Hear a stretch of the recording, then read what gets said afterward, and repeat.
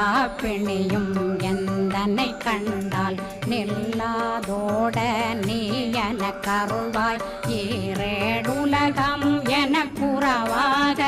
ஆணும் பெண்ணும் அனைவரும் எனக்கா மண்ணாளரசரும் மகிழ்ந்துறவாகவும் உன்னை துதிக்க உன் திருநாமம் சரஹண பவனே செயலொளி பவனே திரிபுர பவனே திகழொளி பவனே ஹரிபுர பவனே